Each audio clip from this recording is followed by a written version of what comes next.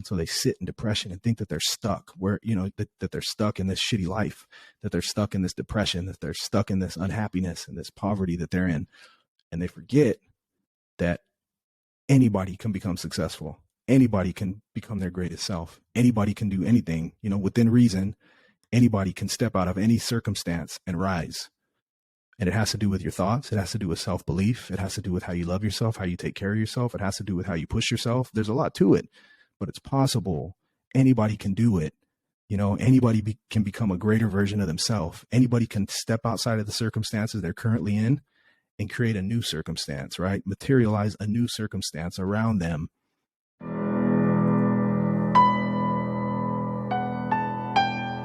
Hello, how's it going, my friends? Welcome to the Jackson Gage Collective. My name is Jackson Gage, and this is my podcast. Some people say this is the most intriguing podcast in the world. I tend to agree with that shit. I'm probably the only one that says it, but I heard that some other people say it, and it doesn't matter who says it because I know it. And that's the thing about having a podcast is, to me, the beautiful thing about having a podcast is you can just hit record and share your truth, share whatever the fuck you want to share with the world or with your friends or anything that you may think is worthy of sharing to people. I like to try to share valuable shit, things that I'm inspired by, things that I learn, stories, lessons, whatever it is, something, that may spark some evolution inside of the listener. You know what I mean? And, because usually the way it works is if something helps you or, if you learn something, why not share it and someone else can learn from it, especially if it has to do with, personal growth, personal development, that type of thing. And it can get real cookie cutter, these podcasts nowadays, although there's a lot of good value out there, you still see a lot of these podcast hosts who are very fake, and I'm not putting anybody down, but there's a lot of hosts, and I'm not saying everybody, obviously I like to listen to people who are authentic, but man, the majority of people who put themselves out there, even though it's difficult putting yourself out there, it's a lot easier to put yourself out there if you're acting fake, you're trying to please everybody, that's kind of like, you're taking a shortcut, but people resonate with the realness, people resonate with the truth. And people can see right through that facade that you're trying to put out to the world. Even if people hit like and whatever it is, they're not going to connect with you the way that they would connect with you if you had the balls to be yourself. And that's one thing I like to promote on this podcast. And I try to stay as close to that path as I can, and it's always a work in progress because we always have our ego. And but if you can get in front of the camera or on video and just share your truth, it's very cathartic. It's very, it's therapeutic to me, to be able to conquer yourself over and over by facing your fears. And some people some people don't have the fear, some people it's very easy to pick up a camera, say something into a video and then share it with their friends and family. But think about that yourself right now, you watching this, how easy would it be right now for you to, for the next 7 days, pick up your phone, share something about yourself, share a truth and something that you think could, within that truth, something that you think could influence or help the people around you, something from your knowledge base, something from your gift, pick it up and share something that helps you, share it with the people around you and do it 7 days in a row. It's just you talking. How easy is that? It's not that easy. It's not that easy at all. And I'm going to say that most of the people listening wouldn't do it. And it's easy to sit back and judge people. It's easy to sit back and pass judgment on people who are putting themselves out there, right? The man in the arena, the one that's marred with blood, sweat, and tears, the one that's gone through the struggle. It's easy to sit up in the stands and cheer or sit up in the stands and boo, but everybody who's in the stands, none of them would ever get in the arena. None of them would ever step down over that fence and face the eyes of the masses with their truth, and those are the true warriors of our society, the people that'll step into the arena, the ones that have the blood, sweat, and tears from the consistent efforts of realizing their vision and realizing their dream. Those are the true leaders and warriors and influencers of our society. And I want to give a shout out and props to anybody who's in that arena and, putting themselves out there for the greater good, not just putting yourself out there because you want to sell something, putting yourself out there because you have a passion and you want to share that with the world and you want to inspire people and you want to make a difference while you're alive. Those people, those are the ones that are in the arena. And for the people in the stands, my advice to you is clap, clap, cheer, motherfucker. If you're watching someone in the arena, they're facing their fears and they're doing what they want to do. And, that's why you're able to see them. So encourage people who are doing that, be positive, be an encourager. And, for one, karma is real. You reap what you sow. When you put out positivity into the universe, you're going to get it back in one form or another. Right. So, and we rise by lifting others. You'll hear me say that all the time. You see somebody, stepping into the arena, facing their fears, going after something they want to go after, starting that new business, even people online who start a new business, or your friend has a business, your friend has a new brand.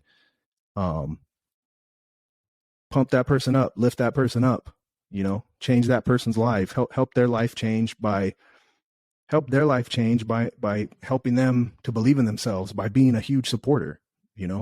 Just by supporting somebody, you can make a huge difference. Abraham Lincoln has that quote. I don't know the exact quote, but he basically says, I reached the heights that I've reached in my life because I had a friend who believed in me and I didn't want to let him down, and that's an honest quote from an honest ass Abe, right?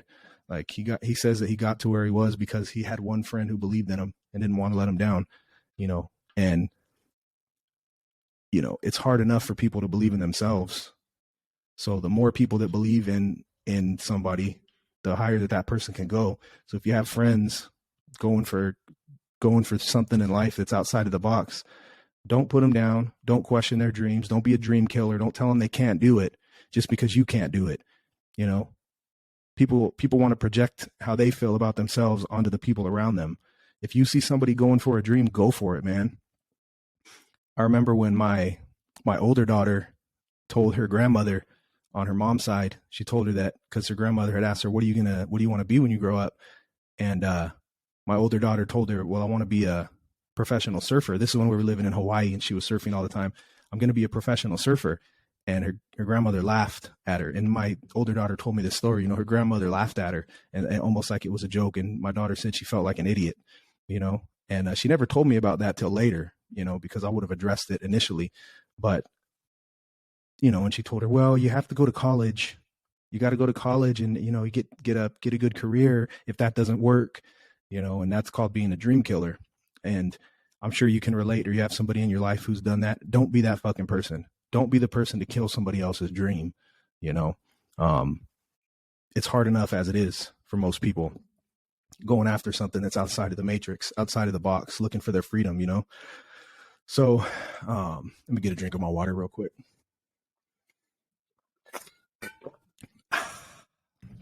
That was good, clean, alkaline water right there from the water store in Hippie Town. Hold up.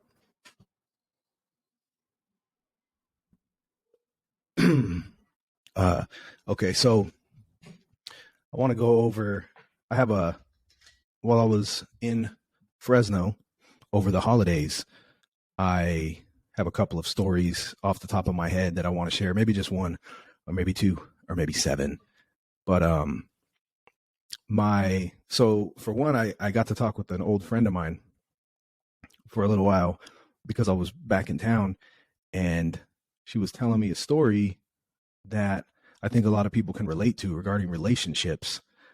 And basically she was telling me she loves her boyfriend. She's been with him for 5 years, about 5 or 6 years. And for the past 6 or 7 months, she's been realizing that she doesn't think that he is the one she wants to be with forever. But they live together. They have a house together, cars together, pets together, a life together. They know each other's families. You know how that goes. Everything starts getting intertwined, and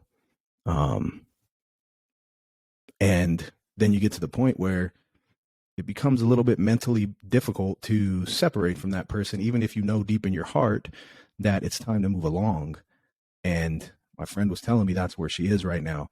Um, she loves the dude and loves his good qualities, but she said she's just no longer in alignment with him, but she doesn't want to hurt him. And she's scared of the unknown. She's scared of stepping into the unknown of life, and I'm someone who's been through multiple long-term relationships in my life, a marriage for 16 years, um, and two, a 6-year relationship, a 7-year relationship. So, I totally understand where she's coming from with that, because when your life gets intertwined, you have to make a choice. At some point, you have to make a choice. And how many people are stuck in that situation? If you are, hit me up on Instagram at the Increased Life. Tell me about it, because I'm interested in this, because I've been stuck in that situation before, and it can be a prison of your own making. You're not aligned with the person. You want to move on. You want your freedom. You're it's time to grow, time to grow up, time to grow to the next level. And maybe they're not everybody's supposed to come with you in your growth to the next level, regardless of who it is. These people are just characters in your game of life. Our ego makes it more important than it is, but got to remember, these people are just characters in the evolution of your consciousness, just characters in the big game of soul evolution that we're playing here on Earth. And, I told her, well, she reminded me of something I told her a while back, and it refreshed my memory. But I had told her, there's two roads that you're facing right now, and both of those roads are difficult roads. Why not take the road? It's going to be difficult either way, right? So take the road that leads to a happy you, right? Take the road that leads to a happy you, and apply that to, if you're in a relationship and you feel like you're stuck in that relationship and that you can no longer grow, but you're scared to take action on changing things in your life and stepping into the unknown. Remember, there's two roads that you face. Both roads are difficult roads. The road of comfort, staying where you are, unhappy, which can last a lifetime, and you'll never be happy, but you'll stay on that road. It's still a difficult fucking road, right? Because you're not happy. The other road is just as difficult. You got to separate ties from somebody. You got to get your life split apart, right? That road is just as difficult. Why not take the shorter road that leads to a happy you, right? Why not take the shorter road that leads to a happy you? And I believe that I know that you just have to,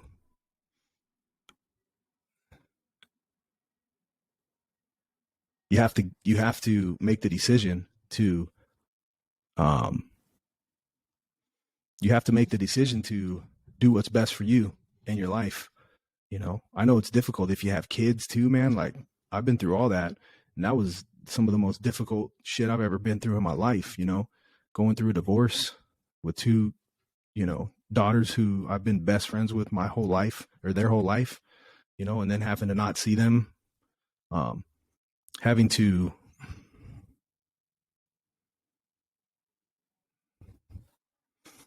and then having to only see them half the week, and, but, looking back, best decision I ever made, because in the end, the most important thing is your happiness. You don't want your kids in the situation where you're unhappy, because they're going to think that's what life is, being in situations where they're not happy, and you want your kids to be happy. So take the road that leads to happiness, right? The best thing I ever did was to completely cut ties, and I was kind of forced by the universe, was to completely cut ties with my ex, and we held on to that marriage for a long time.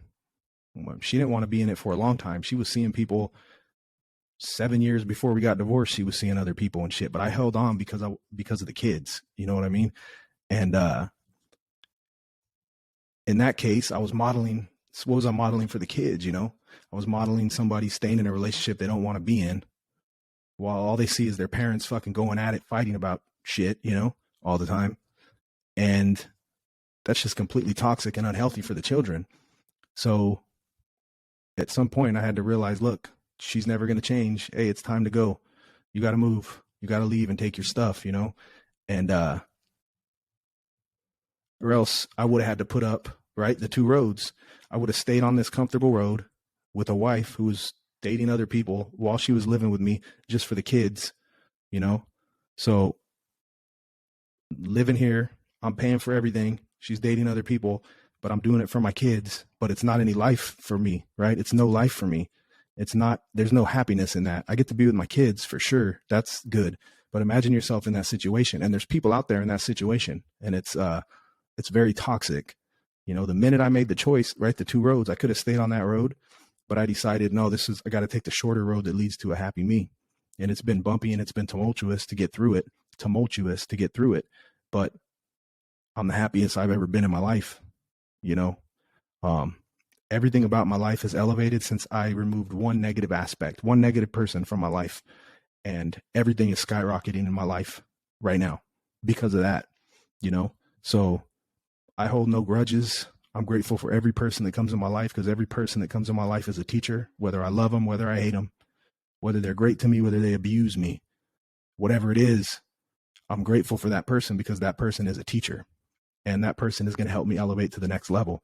And a lot of times the ones we hate are the best teachers, right? Those are the ones that help us get to the next level. The ones that bring us down the furthest are what are actually pulling us back like a slingshot, right? The ones that pull us down the lowest are the ones that are going to force us to shoot the highest up in the sky. It just doesn't seem like it at the moment, but everybody is our teacher. So we're grateful for everybody.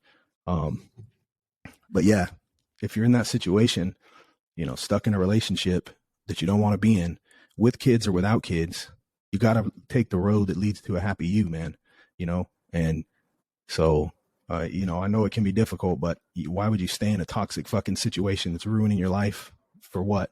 Because your insecurities, you know, because you don't want to be alone. You know, I've said it before, loneliness is where the magic happens. You know, that's how you're going to find somebody who is on your own wavelength. Healthy relationships exist. Healthy, non-toxic relationships exist. If you didn't know that, you know, but if you're having toxic relationships, it's because that's who you are. And you probably don't think there's anything there. You don't probably think there's a positive relationship out there.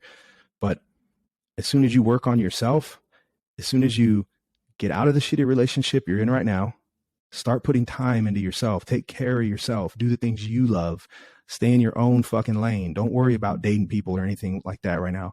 Start building yourself up to a higher level. You know, start building yourself up to a higher level of self-belief, a higher level of self-love, a higher level of spirituality, a higher level of health, you know, a higher level of fitness, a higher level of focus.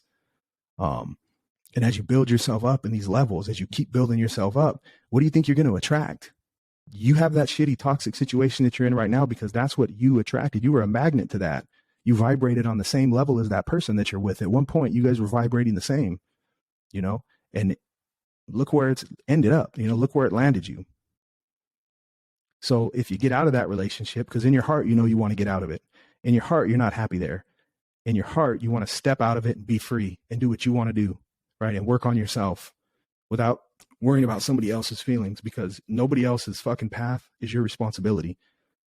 Nobody, not one person, not even your kids. Their path is not your responsibility. You're only responsible for one soul in this world. You're only responsible for yourself, man, you know, and get out of that relationship and know that that road's going to lead to happiness. Know that the unknown is where the magic of life happens, and start working on yourself and staying in your own lane. And as you work on yourself and learn to love yourself and stay in your own lane, eventually, someone else is going to drive up next to you who's also elevating their life and staying in their own lane and worrying about themselves, right? And then you're going to see that because you leveled up, you attracted somebody who was leveled up, and you can have a more healthy relationship, right? Sean Whalen from Lions, Not Sheep, that's a metaphor he had talked about a few times. He's got a really good marriage that he talks about often. Him and his wife have a podcast together. And he was talking about how, you know, as far as dating and finding a relationship, you just take your vehicle, your car, and you're driving down the highway of life, right? You're driving, and there's a bunch of exits. There's always exits, right? There's always somebody we can date. There's always some codependent fucking toxic relationship we can jump into, right? It's easy. It's easy. Just take the little exit, and you can find somebody, right? But that's not how we find our true, mate, or the relationship we need for our life, a healthy relationship. You just stay on the road. You stay on the road and you work on yourself. You work on elevating your life. You work on elevating your spirituality and your mindset and your fitness. You start loving yourself more. You find hobbies. You do things that you want to do. You build a life just doing the shit that makes you happy while you're driving down your road, not taking any exits, right? And eventually, when you're doing that, while you're doing that, another car is going to drive up right next to you who's doing the same exact thing, who's not taking all the exits, who's working on themselves, who's doing the things they love, who's elevating their life, who's growing in spirituality, right? And then all of a sudden you guys can drive down the road together. You don't have to lock cars. You don't have to weld your cars together. There's no attachment. You just found somebody who you can drive down the road of life with, right? And that's where you want to be in that situation. But you do that by taking the road that leads to a happy you, by leaving the shitty relationship that you're in, the toxic relationship, and working on yourself, man. So yeah, that's that.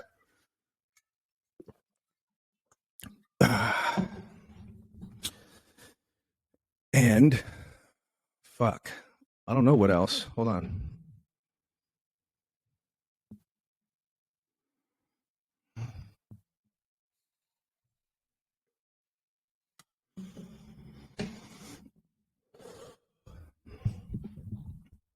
So one other thing I wanted to talk about was, while I'm doing this solo cast, was I got to visit a family member who was living in what I would say is in an impoverished situation. Actually, it's the tale of two family members, because I visited one family member who is a multimillionaire and has a beautiful house on a hill in the foothills of, the Sierra Nevadas, and they're doing great. Awesome. Fucking beautiful home. I got to stay there.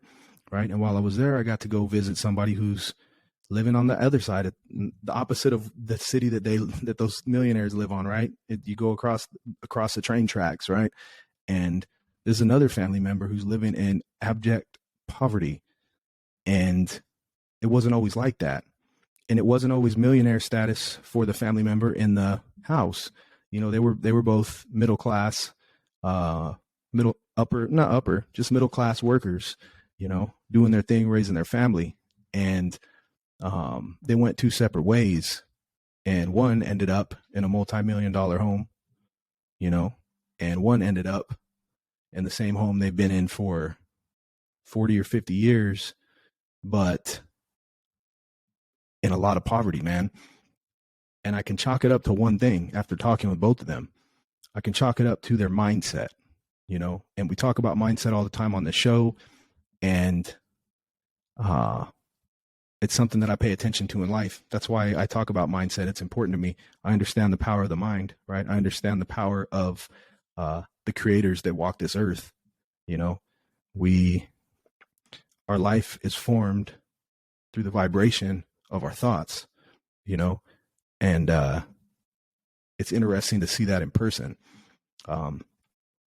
The person, I'll be quick about it, but the person who is living in the mansion on the hill, the house that I got to stay at is very nice, man. It's like being at a goddamn resort. It's somebody's house, to be honest. I'm not, I'm from East Fresno, California. At one point it was a middle-class neighborhood, and now it's a high crime neighborhood. That's where I grew up. I moved to Kauai. I moved my family to Kauai. My wife at the time and my two daughters. And, I sacrificed a lot to be able to live there. And that was not easy living, but it was totally worth the experience, And then I moved to San Diego, which is, to me, the nicest city in America. America's finest city is what they call it. And, but I'm not, staying in a fucking multi-million-dollar house is not something common for me. So when I'm in their house, it's like I said, it's like a resort, man. I very grateful. I try to absorb the energy and learn, while I'm there. And, but they're very positive. They're very positive. The person who moved up, the family member who's part of that couple that lives up there, they've always had a positive mindset. And even when they were middle class, working their job, they were always having the mindset that, I remember the specific vision. I'm going to have a mansion in the hills. You know, that was a specific vision of that person. I'm going to have a mansion in the hills one day. I'm going to have a mansion on a hill one day. That's what it was. I'm going to have a mansion on a hill one day. And they kept their mind on that. They stayed positive. They never gave up. And they're living in a mansion on a fucking hill, you know? And then I speak with the person who is living in poverty, and I go in the house and it's, you know, very messy, stuff piled up everywhere. It's like one of the houses I would go in when I was a cop, man, you know, and there was people living in a lot of poverty, and they'd have like dirt floors in their house. This is in a big city, you know, this is in a big city, you know, this isn't out in the country. Their floor would be worn down to the dirt, you know. You got kids, little dirty babies running around with like dirty ass diapers, and they're covered in dirt, and they got fucking fleas in their hair and shit. Yeah, man. They're not fleas, but lice, fleas. They probably got fleas too. But not that that's the family member's house that I was at, but there's houses like that, man. There's houses like that, just pure fucking. You walk in and you're like, man, damn. It makes you really grateful for what you have, even if you don't have a lot, because there's people who have nothing, man, nothing, you know. But if I'm being honest, man, a lot of it is drug. There's a lot of the people are on drugs, but is that the cycle? You know, does drugs bring you into that situation? It's obviously mental illness leads to drugs, which leads to not giving a fuck about life, which leads to abject poverty and negativity, you know?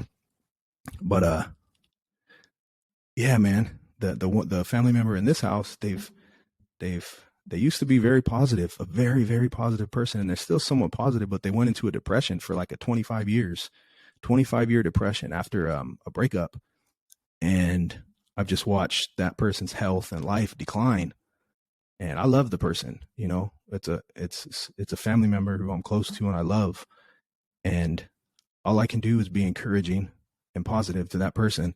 You know, I can't, you know, I can help them out here and there, but giving somebody in that situation money isn't going to fix a situation. You know, you got to fix your mind. You got to fix your mind first. No amount of money is going to fix your mind, you know, and that goes for anybody. You think money's going to make you happy? Are you happy right now? Are you happy right now? If you're not happy right now with your life, money's not going to change the fact that you're not happy, because outside things don't change our mind. And you're going to say, yeah, fucking $1 million will make me happy. Maybe for a little bit. It might make you happy for a little bit, but it's not going to sustain your happiness. You're still going to be unhappy if you don't know how to be happy now, you know? And, so yeah, you can never, you know, people want the government to give homeless people money and shit, you know, and that's not going to do anything. That's not going to do anything. The only thing that's going to do is buy some fucking better tents and some better drugs. You know what I mean? You give homeless dude some money, he'll be like, oh, I can get that motherfucking deluxe tent now and shit, you know, and I can get a fat sack of crack. You know what I mean? I can get some fucking good heroin now. Shit, I can get some new needles. I've been using this same one, sharing this motherfucker with Doug for the past 3 months. I can get a new needle now. You gave me some money, you know? That's what happens. Most homeless, you give them money. That's what you're going to get, you know? Shit, you gave me $1,000. I can go buy some fucking Casa Azul tequila and shit, you know, go buy some good liquor, you know, in a warmer sleeping bag. Motherfuckers aren't trying to do better. You know, most people, if they want to do better, they can, you know? I was a cop for 10 years and I spoke to thousands of homeless people. And I would say 99 point, and I talked to them too, you know, I made it a point that I should have recorded it, bro. Cause I talked to a lot, every homeless dude I would come across, I would ask them like, what is your reason for being out here? What did your life used to look like? And why are you out here? Most of the men I spoke with were either, well, a lot, I wouldn't say most, but a lot of guys were just like alcoholics who lost their families and lost their businesses and their house and everything because they couldn't stop drinking. You know, well, she warned me, but I just kept drinking. I kept drinking and she left me. She took the kids. She took the house. She took my car. She took my business, and this is all I got now. And, it's a sad situation, But it's like, motherfucker, you should have stopped drinking before you lost everything, But sometimes that's the lesson we got to learn, right? Sometimes that God teaches us. Sometimes we can only learn from the fucking lessons that life wants to give us. And, you can give someone all the advice in the world, but until God smacks them across the face with a difficult fucking situation in life, you're probably not going to learn. So, that's why it's important to listen to people who are wise and listen to people who've been through the shit, because they've been there. So take their fucking advice instead of waiting for the universe to stick its foot up your ass, because those lessons get horrible. It's like they start out as a kitten and then they turn into a little bit bigger cat and then they turn into a fucking jaguar and then they turn into a giant fucking male lion. They grow. Every time you get a lesson and you don't learn from it, it comes back bigger until you evolve as a person, until you decide to make a change through your choices and your thoughts. You have to change your life through your choices and your thoughts. And you can, you can avoid those really tough fucking lessons that the universe throws at your soul for your soul's evolution. Right. But, I hope you can avoid them. I hope you can fucking avoid them, but we're all going to face it. We all got to face the lessons. That's why we're here, to face these lessons. So, but yeah, I kind of got off the topic of that story, but anyhow, you get the fucking gist of what I'm saying, right? Your thoughts create your world, and you can't help somebody who doesn't want to be helped. If somebody's experiencing some type of mental illness or, depression, the best you can do is to shine your light, is be an example for them, show them that you've gone through it and that you're doing well now, and because inspiration is a powerful way to pull people up out of the dark, when they're inspired, when they know someone else can do it. Because a lot of people are fucking hopeless. A lot of people sit in depression and hopeless and they forget that they can do anything they want. They've forgotten how powerful they are. And so they sit in depression and think that they're stuck that they're stuck in this shitty life, that they're stuck in this depression, that they're stuck in this unhappiness and this poverty that they're in. And they forget that anybody can become successful. Anybody can become their greatest self. Anybody can do anything, within reason. Anybody can step out of any circumstance and rise. And it has to do with your thoughts. It has to do with self-belief. It has to do with how you love yourself, how you take care of yourself. It has to do with how you push yourself. There's a lot to it, but it's possible. Anybody can do it.